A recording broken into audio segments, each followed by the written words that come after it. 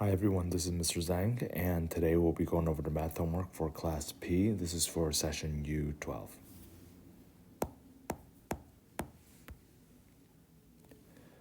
Okay, for question number 1, which of the following equations represents the statement the square of the product of x and y is equal to the square root of the difference of x and y? So here you have to turn the word sentence into a number sentence. So the word sentence here, or turn that into a number sentence. So first up, you have a square of the product of x and y. So first you got to do the product, which means multiply. So you have x and y, you multiply them together, and then you have to square it. So it'll look like this. And then it's equal to, so that just equal sign. And on the other side, you have the square root of the difference of x and y. So it'll be x minus y underneath that square root. And that corresponds with choice C.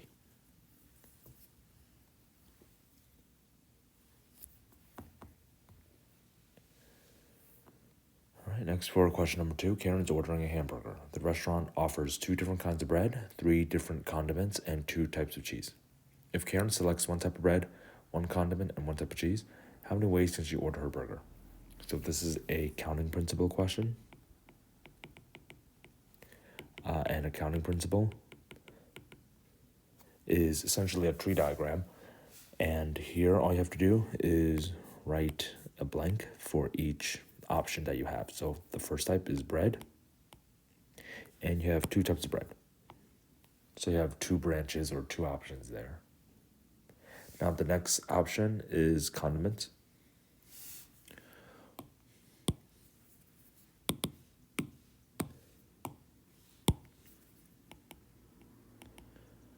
So you have 3 different types, so you put a 3 there. So each of those 2 branches will branch out 3 times. So right now I have 6. Then the last one, you have different types of cheese, and that's 2 types. So once you have all the options laid out, you always need to multiply. So when you multiply, that tells you how many options you have, because you can pick one and not. You can pick one or the other. So 2 times 3 is 6, times another 2 is 12. So that's going to be choice D. There are 12 different hamburgers that you can make with these options. So you have 2 breads, bread 1, bread 2, and each of these will branch out 3 times. For condiment 1, C2, and C3. And finally, each of these will branch out twice for cheese.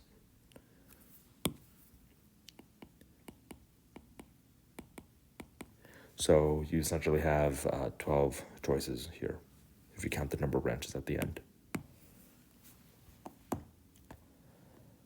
right, next for question number 3, in the triangle above, which of the following must be true? So here you have a triangle. It's a scalene triangle, and you have 3 different sides. So that means that you have 3 different angles. And for triangles, and this is true for all triangles, the larger the angle, the longer the opposite side.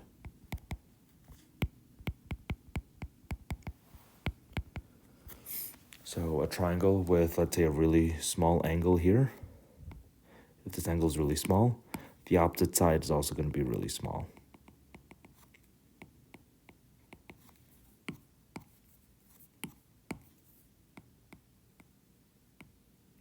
However, if you have the same triangle and you were to, let's say, just open the angle up a little bit, and have a larger angle, and the opposite side that connects these 2 opposite angles, that opposite side will actually be longer. So we could use the same concept here. That means that since 11 is the largest, this angle x plus z is going to be the largest. The next angle, the middle one, is this 9, which corresponds to this x plus y. So that's the medium. And then finally, you have the shortest, which is 8, which corresponds to that x. So you know that x plus z has to be greater than x plus y, has to be greater than x, or just x plus 0. Now, to solve this inequality, you can, whatever you do to one side, you have to do to all three sides. Gotta be careful if you multiply or divide by negative numbers, because you would have to flip the sign, but we don't have to do that here. So what you do is just subtract x from all three sides. That will actually get rid of x, so then that would mean that z has to be greater than y, which has to be greater than 0. So this is the inequality that results when you subtract x and cancel out the variable x, and you see that in choice E, z is greater than y, so that is true. Choice A, we don't know anything about x, so that may or may not be true. For choice B, z plus y, again, may or may not be equal to 180. Actually, we probably can't be equal to 180 because it has, the total has to be 180 for the three angles here. Z doesn't equal to y, z is greater than y, so that's wrong. Same thing for D, we don't really know that. So the answer has to be choice E.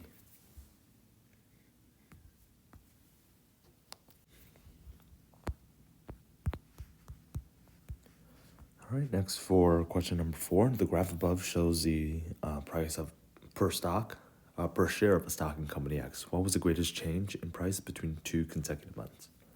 So consecutive means adjacent or next to each other. So between 2 consecutive months, you want to see which one is the biggest change in the price. So you're essentially looking for a really large slope. Remember, a slope is change in y over change in x, or rise over run. And what it measures is essentially the steepness of a line. So you want a line that's actually really, really steep. And we see the steepest line over here between May and June. So this is a really sharp increase.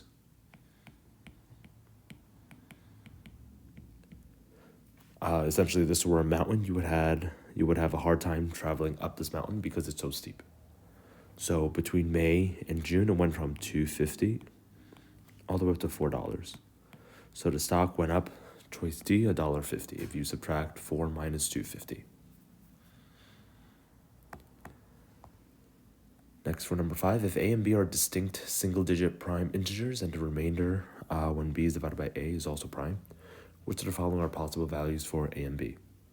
So you have this rule, you just have to go through all the choices, substitute in, and double check. So you want to make sure that they're distinct single-digit prime integers. Remember, prime means that it has exactly 2 factors, 1 and itself. So go through all the choices. If you scan them, you see that choice B B for 6 is not prime, so you can eliminate that. That's the only one we can eliminate. Now, the next piece of information that you'll have to use is you want to do the remainder when B is divided by A. So you have to do B divided by A, and look for the remainder, it also has to be prime. So B divided by A in choice A is 2 divided by 1, which is equal to 2. There's no remainder here, so that's going to be wrong. For choice B, when you do B divided by A, that's 2 divided by 3. So that's 0, remainder 2. And 2 is still prime. So that's probably your answer. But go through all the choices. Choice C says it's going to be B divided by A, or 5 divided by 5, which is equal to 1. No remainder, so that's wrong. We already eliminated D. And then for choice E, it's the same thing. 2 divided by 2 is equal to 1, remainder 0. So that's also wrong. The answer has to be choice B. 2 divided by 3 is just 0, because 3 is too big. And you just have a remainder of 2. So that is still a prime integer.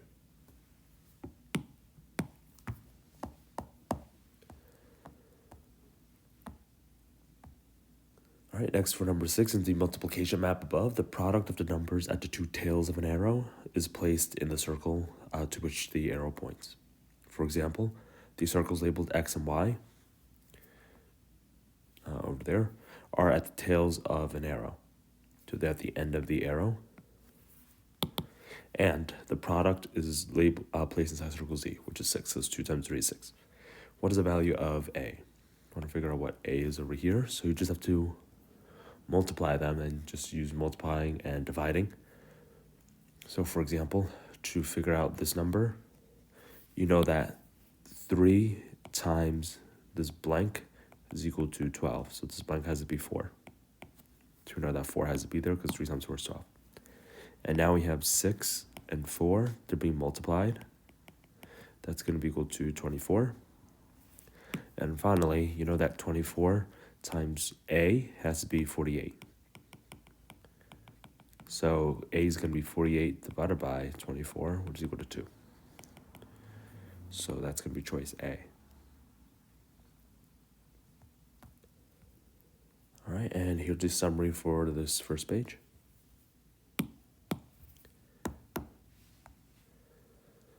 Next for number 7, if 5y plus 2 is greater than 18, which of the following shows all the possible values of y? So you have to solve for y, which is in an inequality. Now for inequalities, you solve them just like regular equations. The only thing you have to do is flip the sign. So flip inequality sign. But only if you multiply or divide by negative numbers. Now, we don't have to do that here, so we don't have to use that rule, but just keep that in mind. So you just solve this regularly to isolate y, subtract 2 from both sides. You got 5y is greater than 16. Then if you divide by 5, using inverse operation on both sides, you get that y is greater than 3.2. That's choice A. Now you can also check your work.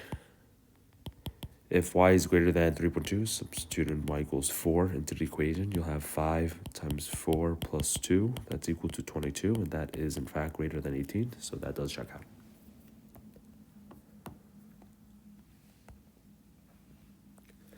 All right, next for number 8, the circle above, A, or circle A, is the center of the circle, and the length BC is 6. If the circumference of the circle is 12 pi, what's the value of P? So here we know that triangle ABC is isosceles because those two are the radius, or the radii. So we can solve for the radii using the fact that the circumference, which is 2 pi r, is given to us as 12 pi in the problem. So let's work backwards. You could divide both sides by 2 pi to isolate r. The pi's will cancel out, so r will be equal to 12 divided by 2, or 6. So we know that AB is equal to 6, and AC is equal to 6 as well. Now, once you have this, you also know that length BC is also equal to 6. So, and it's freaking out drawing a scale. It looks like isosceles, but it turns out to be actually equilateral because all 3 sides are equal. So that means that all angles will have to be equal to, and they're equal to 60 degrees. So the answer is choice B.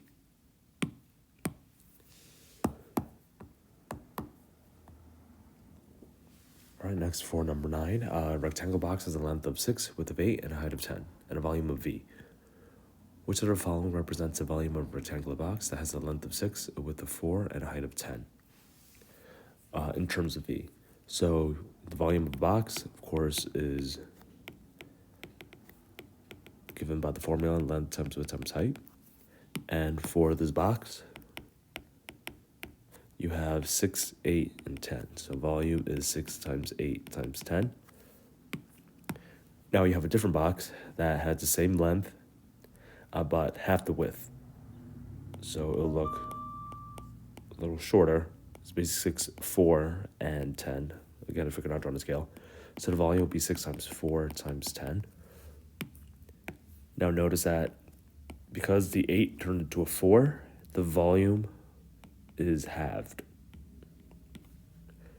So you just divide V by 2. So the new volume is really just, in terms of the old V, there's actually V over 2. So that's choice B.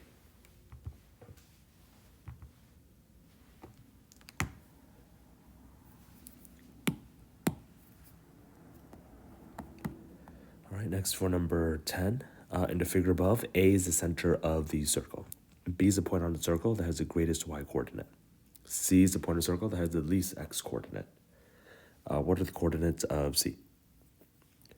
All right, so the greatest y coordinate is over here, means that B is on top of the circle. So if you connect it to A, this would be parallel. This line would actually be parallel to the y-axis.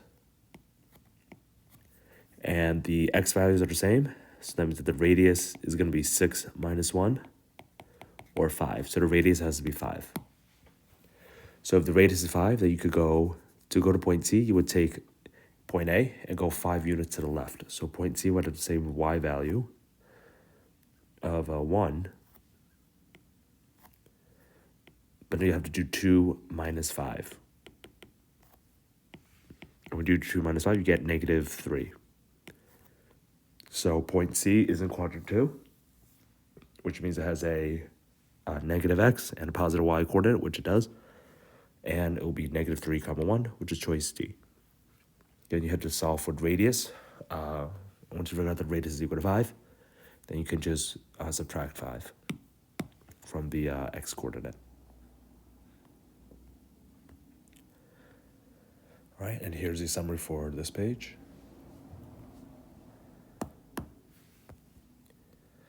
Next, for number 11, if a set of 2x consecutive numbers has y even numbers and the first number in the set is 1, which of the following must be the largest odd number in the set? So this set has 2x consecutive numbers and has y even numbers. Now the first number in the set is 1. So which of the following must be the largest odd number in the set? So here, since you have consecutive numbers, that means that follow this pattern and they're next to each other. So it's like 1, 2, 3, 4, 5, etc., etc. So here you actually don't know what the biggest number is. You just know that you have 2x numbers. So let's just take 2x equal to 6. So x is equal to 3. Now, in this set of 6 numbers, it has y even numbers. That's 2, 4, 6. So y is equal to 3. So if here the first number, of course, is 1, and y is equal to 3, which of the following is the largest odd number? Well, the largest odd number in our model, using our model list of 6 numbers, is 5. So if you substitute in y for all the choices, choice A would be 2, choice B would be 3, choice C would be 5 because it's 6 minus 1. Choice D would be 6. Choice E would be 4. We see that it has to be choice C. 2y minus 1 would be equal to 5, which is the largest odd number. So for this question, because you don't know what x and y are, you can just model the problem using a sample list, a model of, in this case, 6 numbers. But you could use 8 numbers, 10 numbers, whatever. And then just substitute in all the choices and make sure that you have one choice left and do the process of elimination.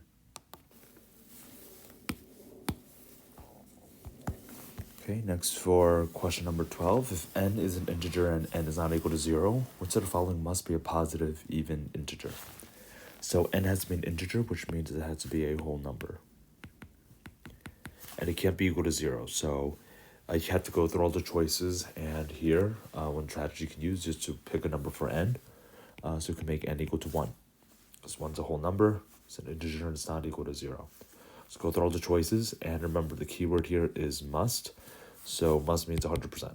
It must be a positive even integer. So if you get an odd number, you can eliminate that choice. So for choice A, you get 2 times n, or 2 times 1, that's 2. That's okay. For choice B, it's 1 squared, that's 1. That's not even, so we know that's wrong. For choice C, you have 1 minus 1 squared, which is equal to 0 squared, or 0. Now, 0 is not positive, so that's wrong. For choice D, you have 2 times 1 minus 1, which is 2 times 0, which is also equal to 0. So choice D is wrong. And for choice E, you have 2 times 1 squared. So you have to do the exponent first. So this is 2 times 1, which is equal to 2. So we have just choices A and E left. Then you want to try getting another number. So again, n has to be an integer. So we can try n equal to, let's say, 2. So then 2 times 2 would be equal to 4. So that's positive and even. And then for choice E, you have 2 times 2 squared. You can do the exponent first, so that's 2 times 4, which is equal to 8.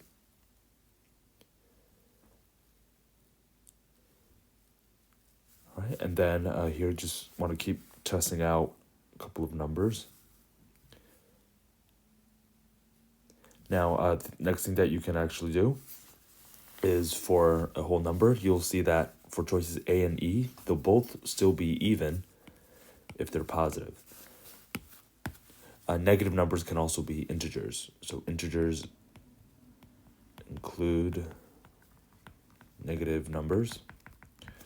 So if you try n equals to, let's say, -1, then for choice A, it'll be 2 times -1 or -2. And -2 is not positive, so that's wrong. So the answer has to be choice E. You can also double check. 2 times -1 squared, you have to do the exponent first. And when you do that, a negative number squared will always be positive. So this will be 2 times 1, which is equal to 2. Oops, sorry about that. Right, yes, so it will always be positive, so the answer has to be choice E.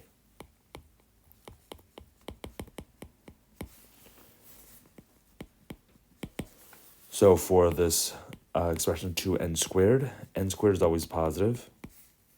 And any positive number times 2 times positive, will always be a positive even number. So that's why the answer is choice E. All right, next for number 13, you have this matrix. So when you do matrix multiplication,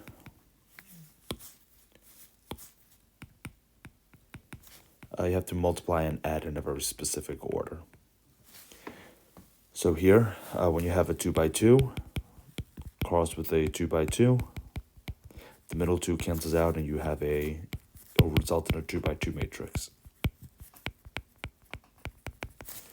So you just have to multiply and add. When you have the first row, you multiply with the first column. So it's 2 times 0, the first number times the first number here, and you add it with 3 times 2.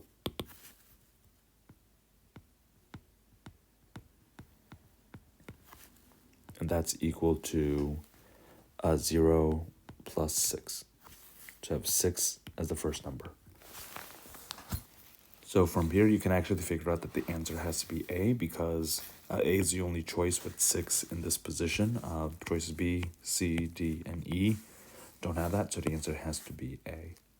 Now you can also just double check your matrix multiplication. So to get to the number in the next row, you'll have to do 2 and 3 and -1 and 0. So that would be 2 times -1 plus 3 times 0.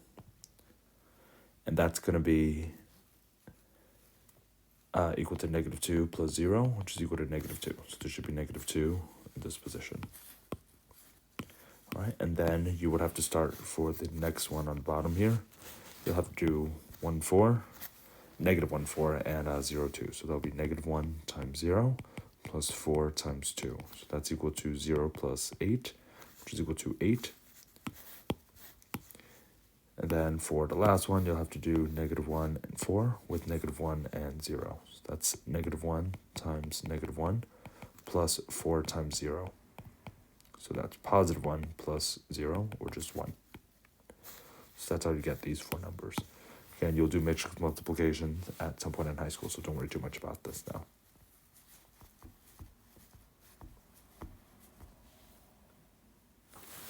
All right, next for number 14. If 1 is less than or equal to f is less than or equal to 10, and -3 is less than or equal to g is less than or equal to 5, which of the following shows all the possible values of f minus g? So all the possible values means that you want the minimum and the maximum of f minus g given these two ranges here. So in order to get the maximum, the biggest value, you want a small number minus a really big negative number. Because when you have a big or I'm sorry, not a small number, you want a large number here. That way, when you subtract a negative, you're really adding. So if the biggest number for f is going to be 10, and the smallest negative number, so essentially -3, the smallest number there, 10 minus -3 will be equal to 10 plus 3, or 13. So this is the maximum. So that leaves choices A and E. And then to get the smallest, you want the small number for f, and you want a really large positive number for g. So here when you have f minus g, f could be equal to 1, the smallest number here, and g could be equal to +5. So when you do 1 minus 5, you'll get -4. And that's the smallest number, that's choice E. So the answer has to be choice E. F minus g could range from -4 to 13 inclusive.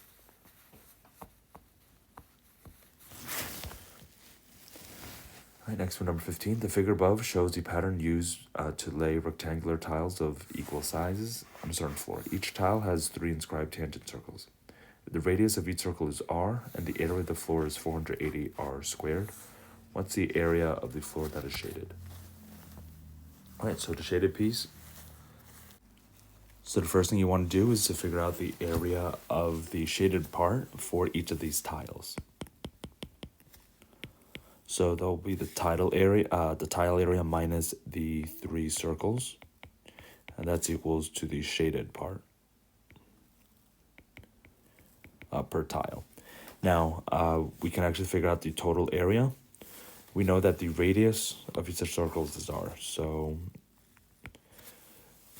if you write it out, the height here will be 2r.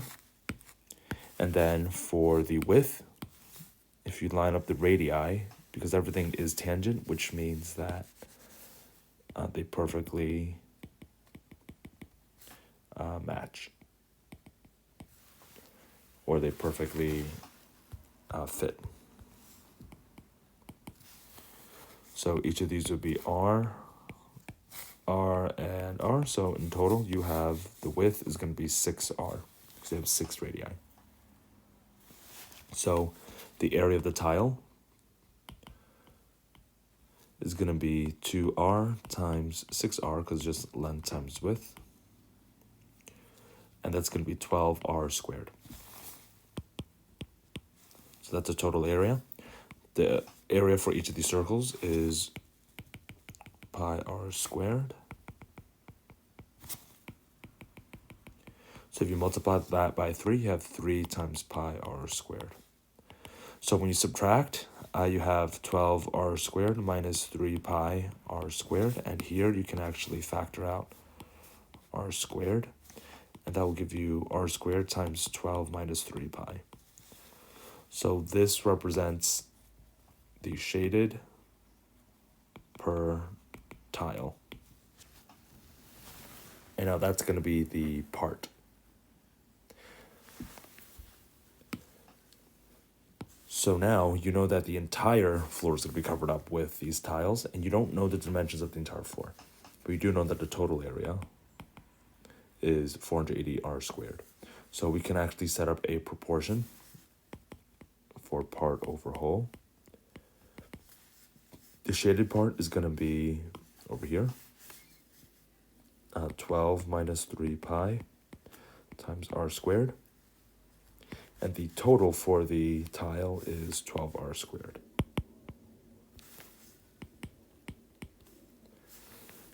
So this is the ratio that you're going to use. The r squares will cancel out, so the ratio is going to be 12 minus 3 pi over 12.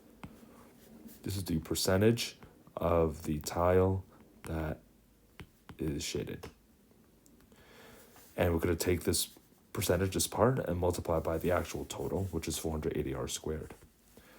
So if it's actually 12 minus 3 pi over 12, that's the part of the tile that's shaded.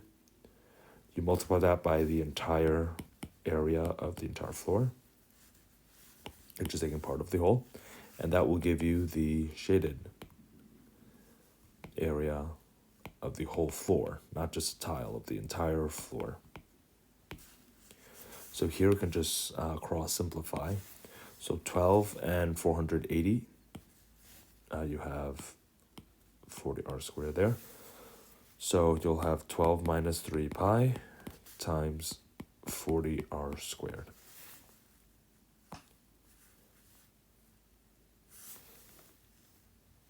So from here, you would have to just distribute the 40r squared. So 40r squared times 12 is 480r squared, and 40 times 3 pi is 120 pi r squared. And then from here, you can actually just factor out a common factor. 480 and 120, they both have a common factor of 120. So you factor out 120, that will give you 40r squared minus pi r squared, which you don't see. You actually see a variation of that. If you look at choice B looks the closest, because if you multiply this, you'll actually get 480r squared minus 120 pi r squared, which is the unsimplified form over here. So the answer has to be choice B. You can actually continue to factor out a 3 as well to make it look more like this. So this is the actual simplified form. They have the unsimplified form in choice B, so that would be the answer. For number 15, again, you have to find the percent of the tile that is shaded, and you just take that percent of the whole, which is 480 r squared. All right, and here's a summary for this page. All right, next for number 1, if x over 10 plus 1/5 is equal to 3/5, then x is equal to. So here I want to subtract 1/5 from both sides to solve for x.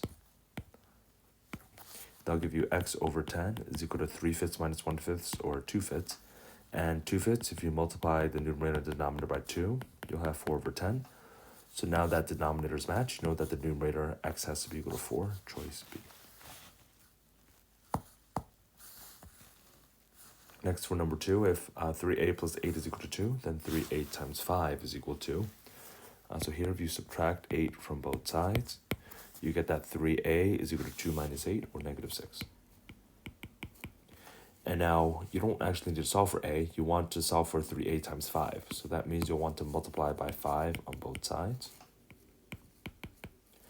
And that'll give you 3a times 5, which is what you're looking for, is negative 6 times 5, or negative 30, choice A.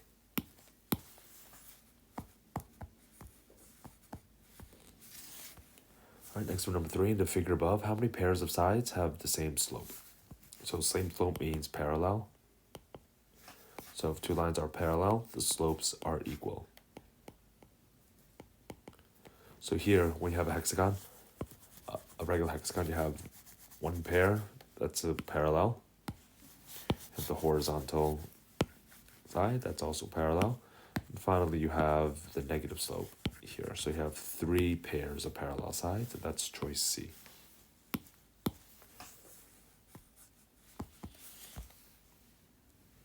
Next to number 4, which of the following could be the ordered pair r comma p if r is equal to p plus 2 and r plus p is less than 1?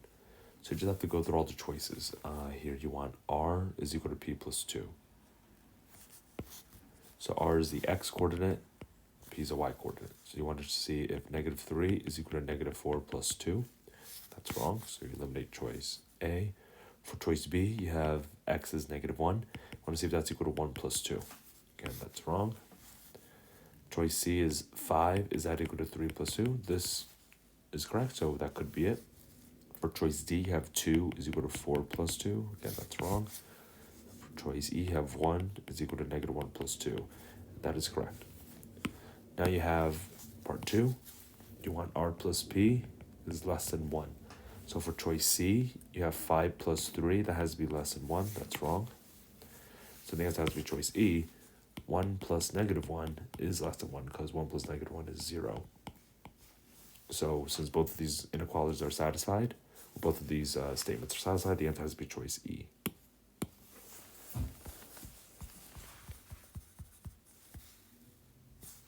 Next for number 5, if wallpaper costs $2 per square yard, how much will it cost to completely cover a rectangular wall that measures 15 feet by 21 feet? So here you have the cost per square yard, so you'll have to actually convert to yards. And then 1 yard is equal to 3 feet, so you have to divide by 3. So it's 5 yards by 7 yards. So we do 5 times 7, that will be equal to 35 square yards. You know that it's 1 square yard costs $2. So you'll have to essentially multiply by 2. And that will cost you $70. Choice C. So you got to be careful for number 5. If you actually find the area first, you know that 1 yard is equal to 3 feet. But if you want to do 1 square yard, that's equal to 9 square feet. So you have to square both sides. You got to be careful there. Because this is 1-dimensional, and you want to turn it to a 2-dimensional area. So 1 square yard is equal to 9 square feet.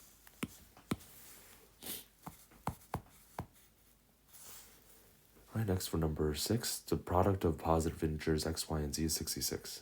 If y is even, x is prime, and x times y is equal to 22, which of the following must be true?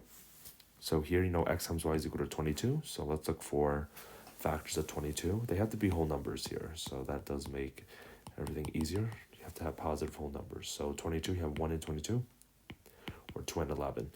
Now, you know that one of them, x, has to be prime. 1 is not prime, so that can't be it. So it can't be 1 and 22, because 22 is not prime either. So the pair has to be 2 and 11. Since y is even, you know that y has to be equal to 2, and x has to be equal to 11. So if y is equal to 2, x equals 11, xy is equal to 22, and you know that xyz has to be 66, so you know that z has to be equal to 3, because 22 times 3 is 66. So here, y is the smallest, then it's z, then 11, or x, is the biggest. And that is statement E.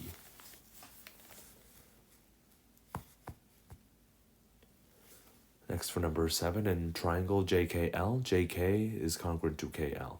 Now, if JL is equal to 40% of JK and KL is 20, what's the perimeter of triangle JKL? So you have this triangle, JKL, and you know that JK is equal to KL.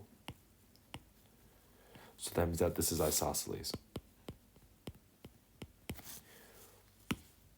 Now, JL is 40% of JK. So JK, we can call that, we know that KL is equal to 20, and JK is equal to 20 as well. So JL has to be 40% of 20, and 40% you can turn into 2/5 of his times. So 2/5 times 20 is really, cross simplify, is really just 8. So then the perimeter will be 20 plus 20 plus 8, or 48. And that's choice C. Right, and here's the summary for this page.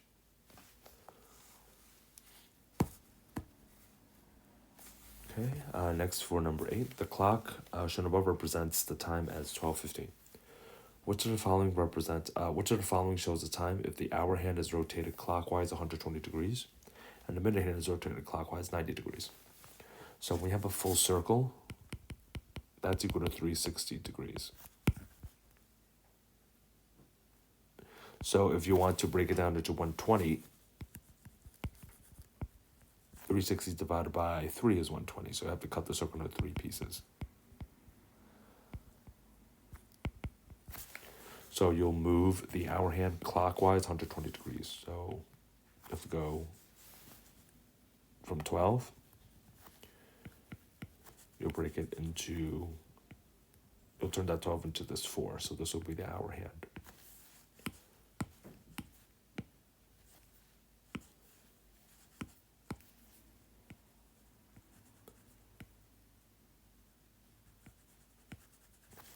All right, so for the minute hand, though, you have to rotate it 90 degrees. So 90 degrees means you have to cut it into 4 pieces, because 360 divided by 4 is 90.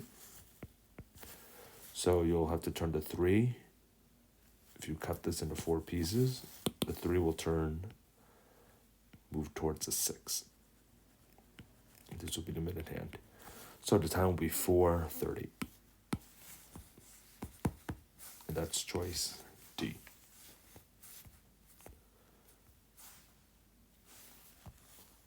All right, next for number 9, if x is greater than 0, which of the following is equivalent to 12x squared? So just have to simplify all the choices. Now, when you have a square root, you have a product, you can actually split this into square root of a times the square root of b. So for choice A, that's square root of 12 times the square root of x to the 4th. And then a square root is really just a 1/2 power.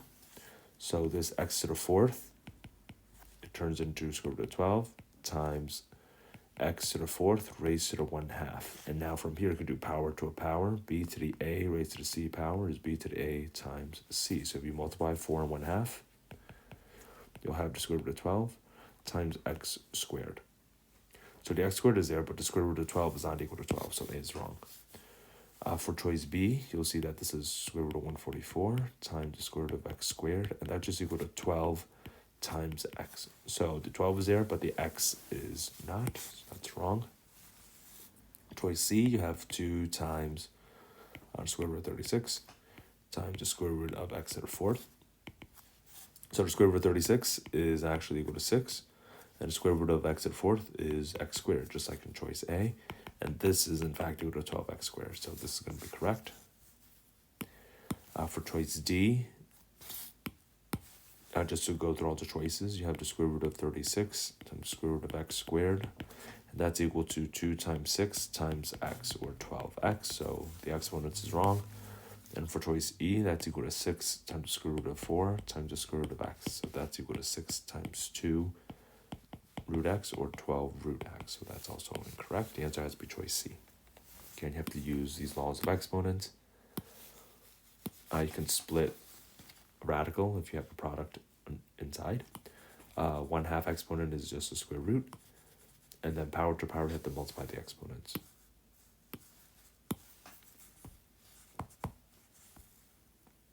Next for number 10, if the members of set X, or set A, are all the positive even factors of 24, and the members of set B are all the positive even factors of 18, then A intersect B is, so a set is just a list of numbers,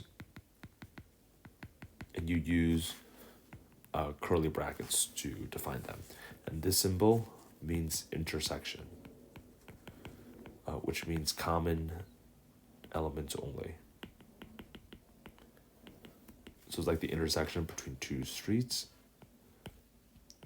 The intersection is the common point. So for set A is only the positive even factors of 24. So 2 is an even factor of 24, so it's 4, so it's 6, and 8, and then 10 isn't, 12 is, and then 14, 16, 18, 28, 22 aren't, but 24 is. So that's set A. So for set B, it's the positive even factors of 18. So 2 is there, 3, 4, 5 aren't, but you have 6, and I think that's, and 18. And that's it. All right, so here, the intersection, just a common element. So the only things they have in common is 2 and 6. So A intersect B is equal to just 2 comma 6. So choice B is true, has 2 members. The other thing that they could have asked is the union. It's the upside down symbol. So a union equals all the elements together. Minus the doubles. You don't want to count duplicates.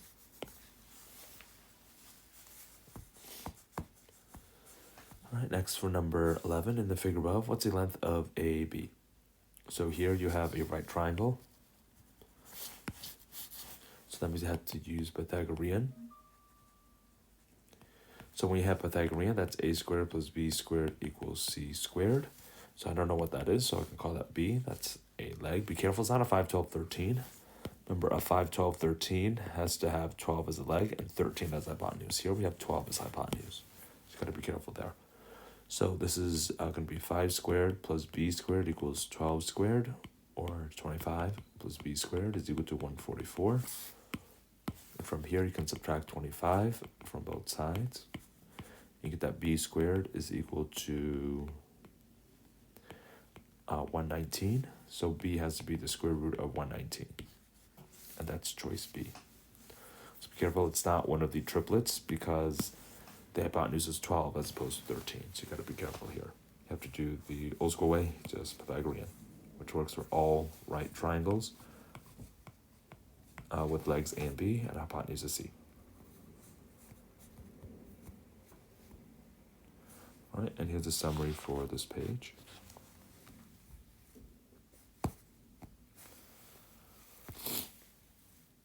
Next for number 12, Josh sells a total of 225 bagels and muffins in one day. If the number of muffins he sells is 15 more than twice the number of bagels sold, how many bagels does he sell? So here, this is your system of equations in the form of a word problem. So here, if you have B as bagels, M as muffins, so 225 is equal to B plus M. But muffins, for the second number sentence, the muffins that he sells is 15 more than, or 15 plus, because more than means plus, and twice means times 2. So 2 times B. So you have M is equal to 2B plus 15. And from here, you can do a substitution, because M is already isolated. So I have to substitute M with 2B plus 15. So 225 is equal to B plus 2B plus 15. And now we can combine like terms. B and 2B are like terms. So that'll turn into 3B plus 15 is equal to 225. And I can solve for B just by using inverse operations. So subtract 15 from both sides. You get that 210 is equal to 3B. And then divide by 3. You get that B is equal to 70. So that's choice B. Now we should always check your work. If we're saying that B is equal to 70, then M has to be equal to 2B plus 15, or 2 times 70 plus 15. So you replace B in the other equation to see that M is equal to 140 plus 5, or 145. And you want to see, well, if B is equal to 70 and M is equal to 145, B plus M is 70 plus 145, or 225. So that checks out with the given information. So that means that B is equal to 70, M is equal to 145. The answer is correct. So for number 12, you have to set up a system of equations by turning the word sentence to a number sentence. So here, more than is plus, and twice is 2 times. And to solve a system of equations, you can use substitution or elimination. We use substitution here.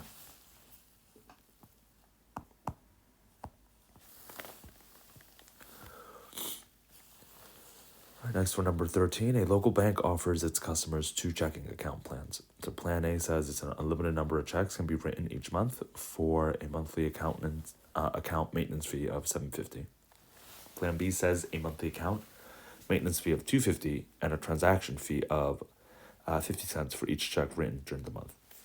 If Plan A costs a certain customer less than Plan B, what is the least number of checks that this customer can write per month?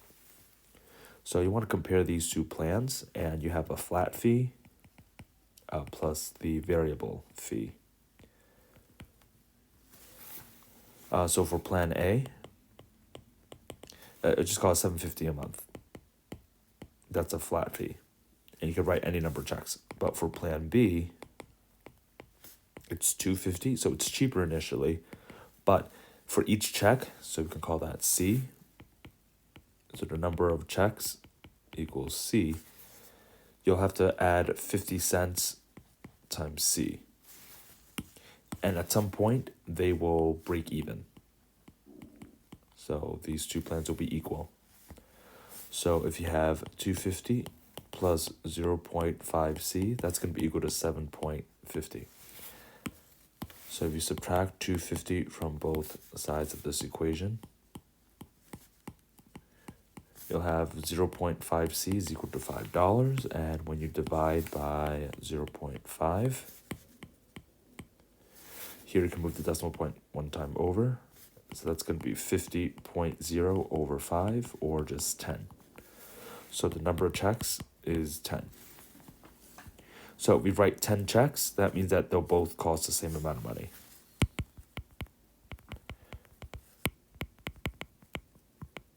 But if you write fewer than 10 checks, plan B would be cheaper. But here, plan A for this customer costs cheaper than that. So plan A will be better if checks is greater than 10. And that's choice C, 11 checks. 10 checks, both are equal, but for plan B, it's better if checks is less than 10. So here you have to turn the word sentence to a number sentence, and you just have to solve the equation.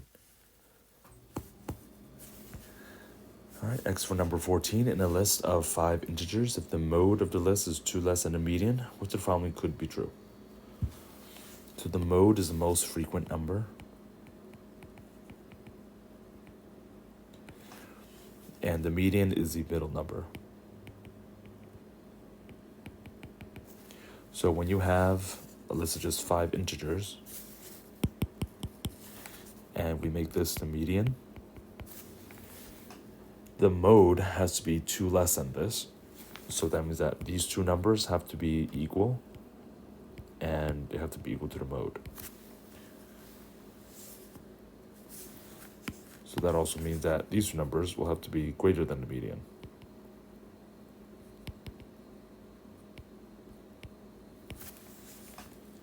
So for choice A, the list contains 3 equal numbers. That can't be possible, because if we have 3 equal numbers, then the median will also be equal to the mode.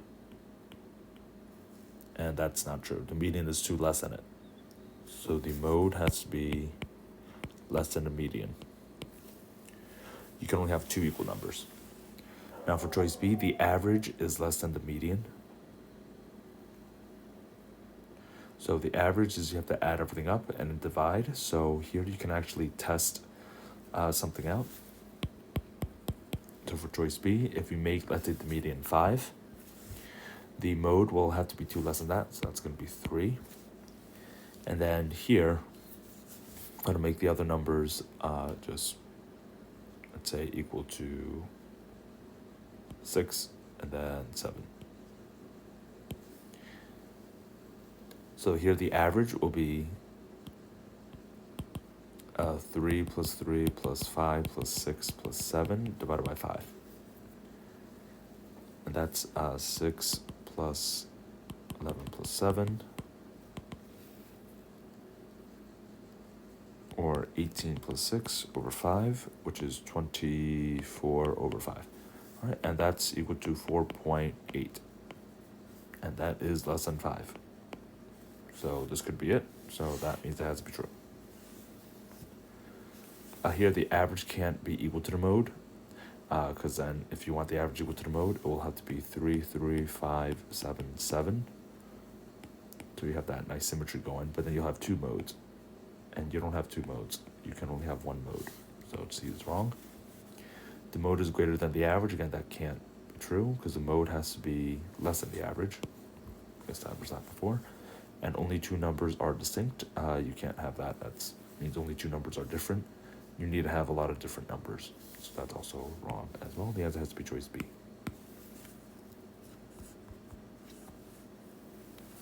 Next for number 15, which of the following represents the difference between the sum of x and 8? So fx plus 8, that's the sum. And a quantity 4 plus the quotient. 4 plus the quotient of x and 2. The quotient means divide. Do you want to subtract these?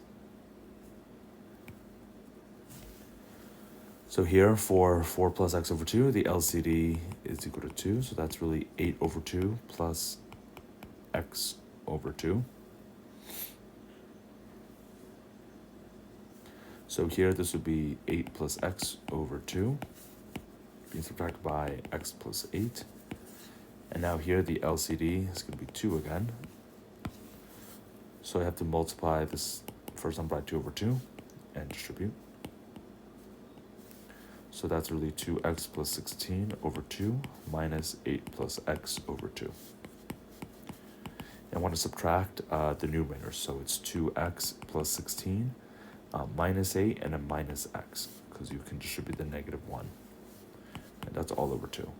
So that's 2x minus x, or just x, plus 16 minus 8, which is just plus 8 over 2. That's choice E. And you can also plug in a number to check as well.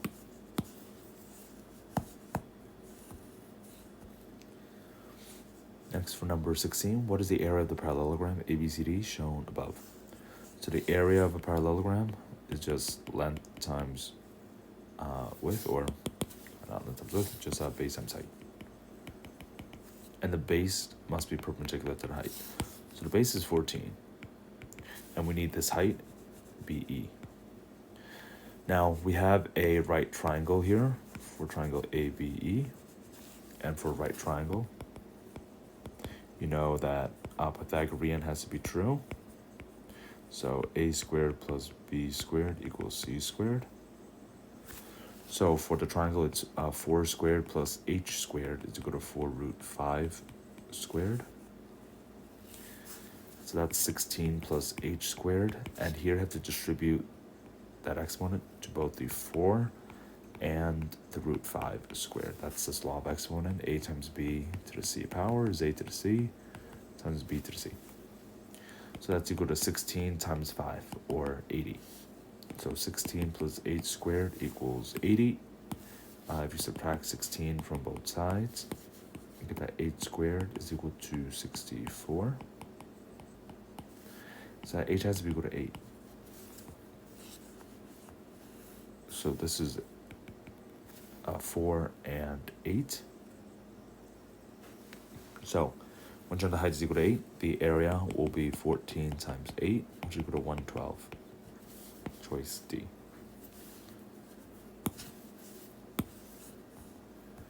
All right, and here's a summary for this page.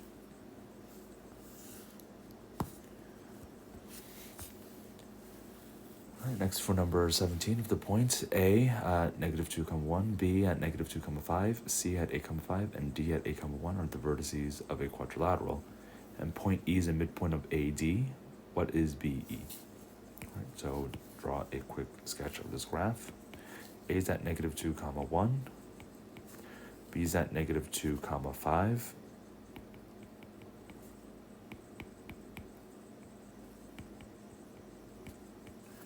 C is at 8, 5.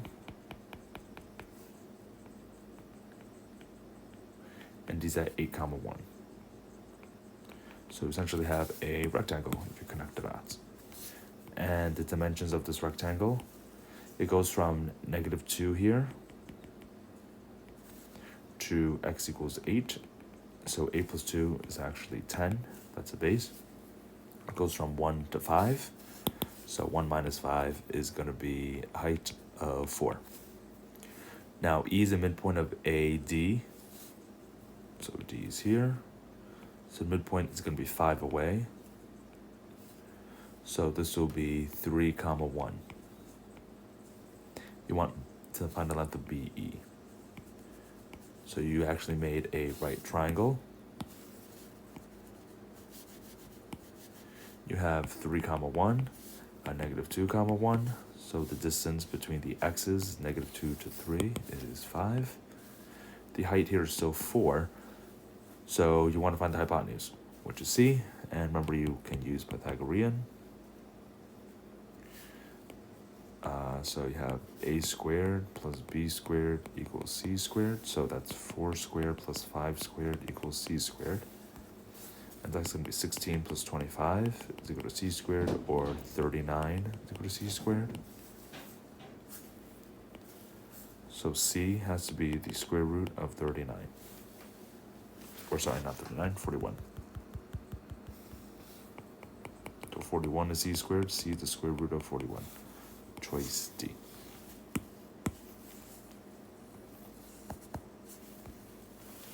All right, next one, number 18. If f of x plus 2 is equal to x squared plus 4x plus 4, then f of x is equal to, so here, you know that f of x plus 2 is equal to this.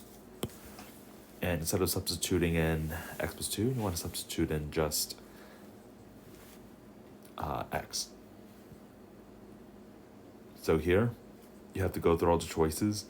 If you don't know what f of x is, you have to take x plus 2, substitute it into each of the x's in the choices, and try to get this as the output.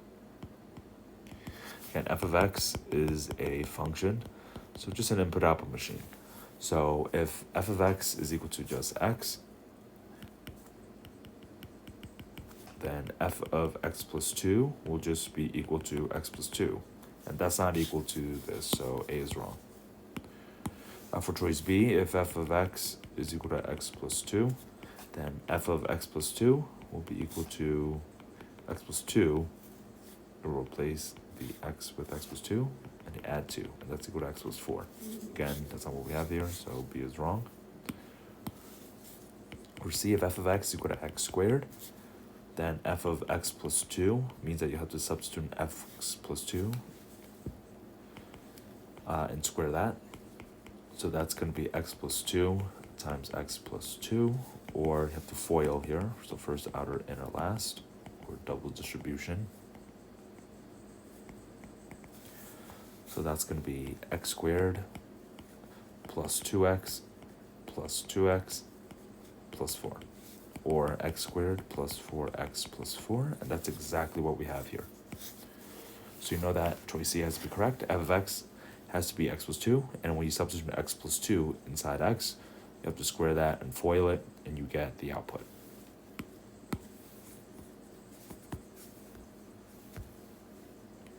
All right, next for number 19, if x is equal to x squared plus y squared divided by negative 2y, and y is not equal to 0, then y is equal to which of the following?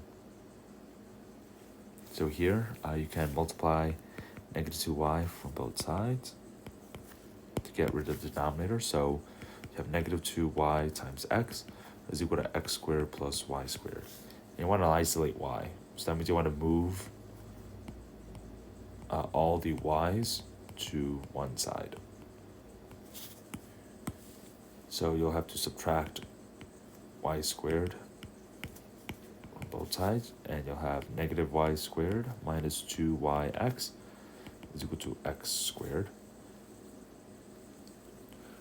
And here, if you try to factor out the y, you'll have negative y minus 2x. So the y's still aren't isolated, so that means that you'll actually have to see if you can factor everything. Now, the other thing that you can do is, go back, you can also try adding 2x to both sides. Then that will give you x squared plus 2x plus y squared is equal to 0.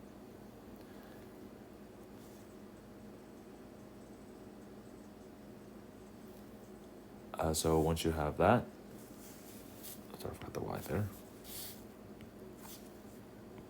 plus 2xy is equal to 0, this will actually turn into x plus y times x plus y when you factor it. So you know that x plus y squared has to be equal to 0 if you do the square root on both sides. You get that x plus y is equal to 0, so y has to be equal to negative x when you subtract x on both sides. And that's choice D. So the key is to actually factor here, x squared plus 2xy plus y squared is equal to x plus y times x plus y. Again, you have to FOIL. So first, outer, inner, last.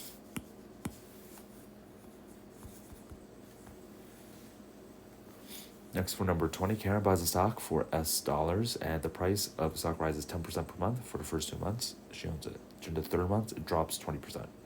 In terms of S, what's the price of the stock at the end of the third month? So you rise by 10%.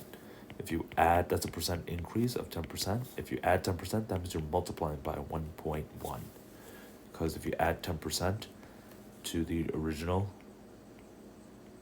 100%, then that's really taking 110% of the price.